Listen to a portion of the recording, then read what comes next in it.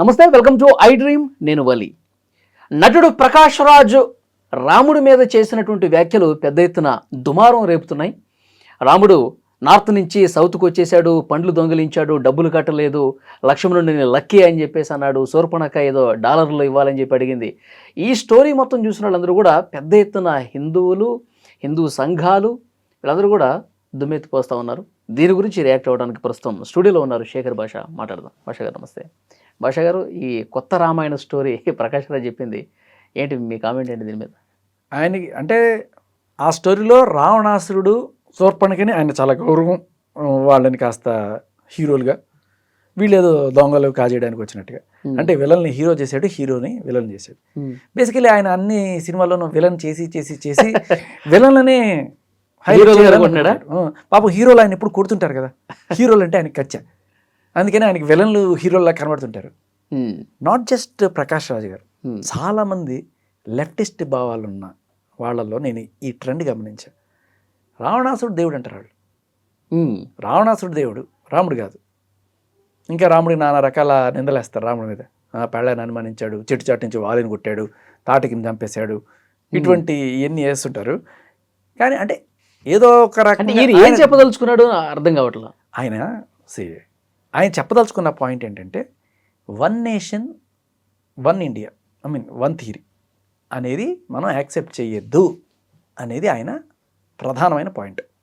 ఆయన చాలా వ్యంగ్యంగా కూడా చెప్పాడు, వన్ నేషన్ వన్ థియరీ అని చెప్పి రకరకాల హావభావాలు పెట్టి కొంచెం ఎక్కిరిస్తూ యాక్టింగ్ స్కిల్స్ అంటే మోడీ గారిని డైరెక్ట్గా అంటున్నాడు అనమాట. అంటే ఏంటి, దేశమంతా ఒకటే రకమైన పరిపాలన, ఒకటే రకమైన సిద్ధాంతాలు, పాలసీలు, చట్టాలు ఉండాలి అనేది వన్ నేషన్ వన్ థియరీ. కాకపోతే మనకి యహా హర్ కదం కదం పే ధరతీ బదిలే రంగ్ అని చెప్తారు. మనకి ఇక్కడ రకరకాల కల్చర్స్ ఉన్నాయి, యూనిటీ ఇన్ డైవర్సిటీ అంటారు ఇండియాని. అందుకనే కొన్నిసార్లు అక్కడ అప్లై అయిన రూల్ ఇక్కడ అప్లై కాదు. సో చెప్పాలంటే కొన్ని ఏరియాస్ లైక్ నాగాల్యాండ్ అటు సైడ్ పోతే ఒక్కొక్క మహిళ ఇద్దరు ముగ్గురిని పెళ్లి చేసుకునే ఇది కూడా ఉన్నాయి, చేసుకోవచ్చు వాళ్ళకి అఫిషియల్ అది. అలాగే కాశ్మీర్ లాంటి చోట అక్కడ అసలు వేరే చట్టమే ఉండేది మొన్నటిదాకా. అవును. అలా ఫెడరల్ అంటాం దీన్ని. అంటే ఒక్కొక్క రాష్ట్రం వాళ్ళకి సంబంధించిన చట్టాలు వాళ్ళు చేసుకునే హక్కు కల్పిస్తూ ఆ ఫెడరల్ గవర్నమెంట్ అనేది ఆ స్ఫూర్తి తీసుకొచ్చారు. కానీ దీన్ని కొన్ని విషయాల్లో యూనిఫై చేయాలి మనం, చేయకపోతే తప్పు పడతాం. ఒకటి కరెన్సీ, అది అట్లాగూ దేశం అంతా యాక్సెప్ట్ చేసేది సింగిల్ కరెన్సీ, అంతేగాని ఇక్కడ కరెన్సీ అక్కడ కరెన్సీ లేదు. రెండోది భాష. మన దేశం అనుకున్నప్పుడు మన తెలంగాణ వాడు కాశ్మీర్ పోయి అయినా బిజినెస్ చేసుకునేట్టు ఉండాలి, కన్యాకుమారి పోయి అయినా ఇల్లు కొనుక్కునేట్టు ఉండాలి, ఎక్కడ ఏమి ఇది ఉండకూడదు. ఇప్పటికీ మనం కొన్ని చోట్ల అడ్డుపడతాయి. లైక్ అరకు లాంటి ప్రదేశం ఎంత బాగుంది, మనం ఒక చిన్న ఇల్లు కట్టుకుంటే బాగుంటుంది అనుకుంటాం, కానీ కుదరదు. అది ఏజెన్సీ ప్రాంతం, నువ్వు కొనుక్కోవడానికి కుదరదు. There are rules. అలా కొన్ని ఉన్నాయి అడ్డంకులు ఇప్పటికీ కూడా. But still one nation one theory ఏంటంటే అందరికీ ఈక్వల్, ఎవడైనా ఎక్కడైనా వెళ్ళి కొనుక్కోవచ్చు. అక్కడ నువ్వు గిరిజనుడు అయితేనే కొనుక్కోగలవు, లేకపోతే కొనుక్కోలేవు. ఇప్పుడు ఈ సిద్ధాంతాన్ని చాలా వరకు తీసుకొస్తున్నారు మోడీ గారు. ఇది ఎస్పెషల్లీ లాంగ్వేజ్ విషయంలో ఈయన అపోజ్ చేస్తున్నాడు ప్రకాష్ రాజ్. లాంగ్వేజ్, హిందీ అన్ని చోట్ల కూడా మాట్లాడాలి అంటే ఏం చేయాలి? ప్రతి స్టేట్లోనూ హిందీ సబ్జెక్ట్ పిల్లలకి ఫస్ట్ నుంచి అలవాటు చేస్తే వాడు కనీసం ఒక 10th క్లాస్కి వచ్చేటప్పటికి ఏదో క్యాకర్ బేకర్ కర్తాయరే అని చెప్పి ఏదో చోట మోట హిందీ అయినా మాట్లాడుకొని సర్వైవ్ అయిపోగలడు. ఇప్పుడు కేరళలో పుట్టావయ్యా, లేకపోతే తమిళనాడులో పుట్టావు, జనరల్గా అక్కడ ఎక్కువగా ఆ లాంగ్వేజే మాట్లాడతారు. సపోజ్ ఏదో పని మీద వీడు సెంట్రల్ గవర్నమెంట్ ఉద్యోగం వచ్చింది, వీడు ఎక్కడికో పోతాడు, ఢిల్లీనో పూనానో ఎక్కడో పోతాడు. పోయినప్పుడు కనీసం బియ్యం కొనుక్కోవాలన్నా లేకపోతే ఏదో కూల్ డ్రింక్ కలుకోవాలన్నా కిత్నా హై క్యా హై అని నన్ను నేర్చుకోవాలి కదా. అవును. సో అది నేర్పిస్తుంది, మంచికే, తప్పు లేదు దాంట్లో. అసలు సబ్జెక్టే ఉండకూడదు, హిందీ తీసి అవతల పడేయండి, ఇది మాది. ఇక్కడికి వచ్చిన బయట వాళ్ళు కూడా మలయాళం నేర్చుకొని మలయాళంలోనే సంభాషించాలి. అది కొంచెం అభిమానం విపరీతం అయిపోవడం అనమాట.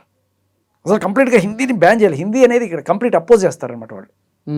వాళ్ళని ఏదో మాయ చేసి వాళ్ళకి ఏదో కాజేయడానికి వచ్చినట్టుగా చూస్తారు. బ్రిటిష్ వాళ్ళు వచ్చేసి మనల్ని ఎలా అని. సరే ఇంగ్లీష్లో కూడా మాట్లాడుకోవచ్చు, తప్పలేదు. కానీ వన్ నేషన్, ఒక యూనిఫైడ్ లాంగ్వేజ్ ఒకటి ఉంటే కమ్యూనికేషన్ బాగుంటుందనే ఉద్దేశంతో పెట్టారు ఇది. ఈయన ఏమంటాడు, ఆయన కేరళలో ఇచ్చిన మీటింగ్ అనుకుంటుంది.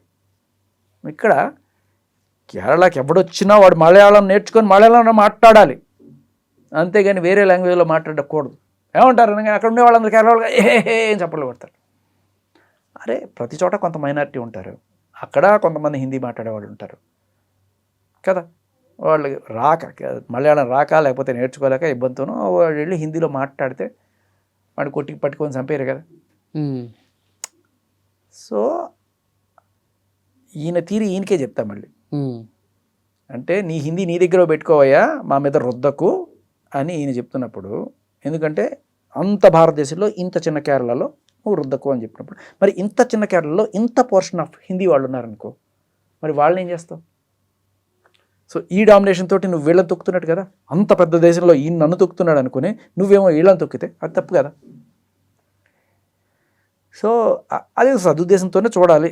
కాకపోతే ఏంటంటే ఎడ్డే ఉంటే తెడ్డాం, నువ్వు రైటు నేను లెఫ్ట్, నా భావజాలం ఇది, నువ్వు ఏమంటే దాన్ని నేను తొక్కుతా. అంటే ఆయన చెప్పదలుచుకుంది స్ట్రైట్గా చెప్పకుండా రామాయణాన్ని తీసుకొచ్చి మహాపురుషుడిని తీసుకొచ్చి, అందుకే ఏమంటారంటే చెప్పాల్సింది చెప్పకుండా ఏంట్రా మాకు రామాయణం అంటారు కదా. అందుకే రామాయణమే చెప్పాడు ఆయన. ఇప్పుడు ఆయన చెప్పిన మాట ఇది బేసికలీ. అదే కాంట్రవర్సీ అయితే తీసుకోండి, నచ్చకపోతే తీసుకోకండి. నాకు కొంత బాధగా ఉంటుంది, హైదరాబాద్లో ఉండి నీకు తెలుగొచ్చు నాకు తెలుగొచ్చు, బయటికి వెళ్తే మనం హిందీ ఏం ఆడతాం తెలియని వాడితోటి. ఆడికి తెలుగు వచ్చి ఉంటుంది, ఆటోవాడికి చక్కగా తెలుగు కూడా ఏంటాడు, ఆడ వెనకాల తెలుగులోనే క్యాప్షన్ కూడా రాసుకుంటాడు నన్ను చూసి ఆడవకురా అని. కానీ ఆడ దగ్గరికి వెళ్తే ఆడ ఏమంటాడు, కిదరాతాయ్ జాతాయ్ ఇదే ఉంటుంది కదా. అరే మన తెలుగు ఎక్కడికి వెళ్ళిపోతుంది. హైదరాబాద్లో కొంత బాధ ఉంటుంది నాకు. అలా అని బలవంతంగా అందరూ తెలుగే మాట్లాడాలి, బూట్లన్నీ తెలుగులోనే ఉండాలి, తెలుగు మాట్లాడిన నాలుగు పీకుతా, ఇటువంటివి ఇది దాన్ని ఏమంటారు రాడికల్ అంటాం. అది వద్దు, లివ్ అండ్ లెట్ లివ్, అదే పాలసీ ఉండాలి. తమిళ్లో కొంచెం గట్టిగా ఉంటుంది, ఇంకా గట్టిగా ఉంటుంది అక్కడ. తమిళనాడులో గట్టిగా ఉంటారు వాళ్ళు. కాకపోతే తమిళ్ మాట్లాడితే వాళ్ళు ఇచ్చే వాల్యూ వేరు.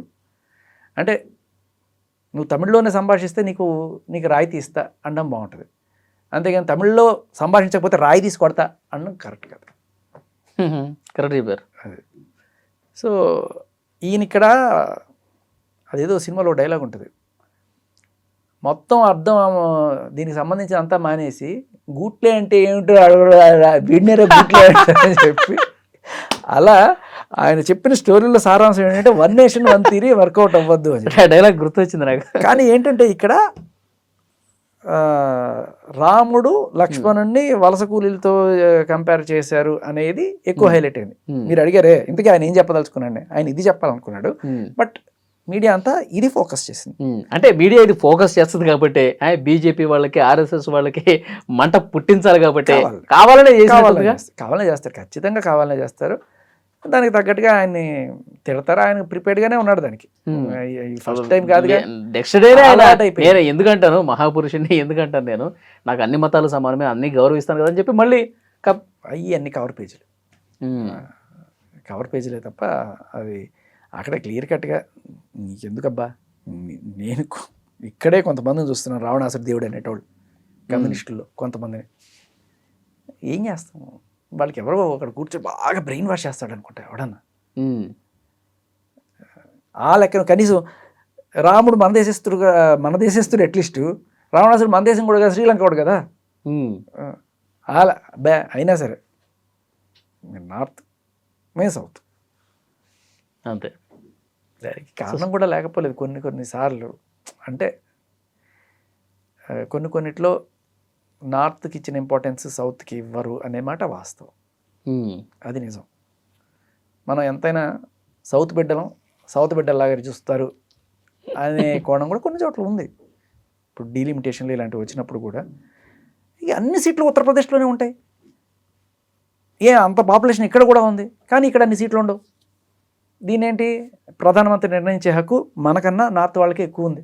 అదంటే మతపరంగా చీలుకు రావటం. రావణాసురుడు సూర్పణఖలో నీకు హీరో హీరోయిన్లు వీళ్ళు విలన్సా, అనే కోణం. మళ్ళీ అది స్టోరీ కూడా పండ్లు ఏరుకుంటున్నాడు, డబ్బులు కట్టట్లేదు, మళ్ళీ జిఎస్టీ జిఎస్టీ $1000 సరిపడక. అదే సో ఇప్పటికే కేసు కూడా నమోదైంది సార్. కరాటే కళ్యాణి గారు వీళ్ళందరూ కూడా కేసు పెట్టినట్టున్నారు. ఎన్ని కేసులు చూద్దాం. కొన్ని వందల వేల కేసులు ఇట్లా మూలుగుతూనే ఉన్నాయి. కనీసం పిల్లవని కూడా పిల్లవారు పోలీస్ స్టేషన్కి. అంతే. Thank you. And for more videos, Please subscribe to iDream. Please subscribe to iDream. Please subscribe iDream. And please subscribe to iDream. For more videos, subscribe to iDream. please like, share and subscribe to the channel. Congratulations, iDream. Subscribe to iDream. Subscribe to iDream. So subscribe to iDream Media.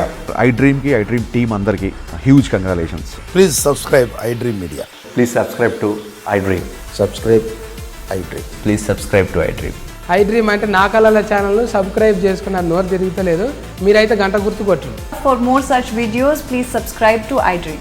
Subscribe to iDream. Please subscribe to iDream. Please subscribe iDream Media. Please do subscribe to iDream. Please subscribe to iDream Media. For best entertainment and information, please subscribe iDream. And don't forget to subscribe to iDream.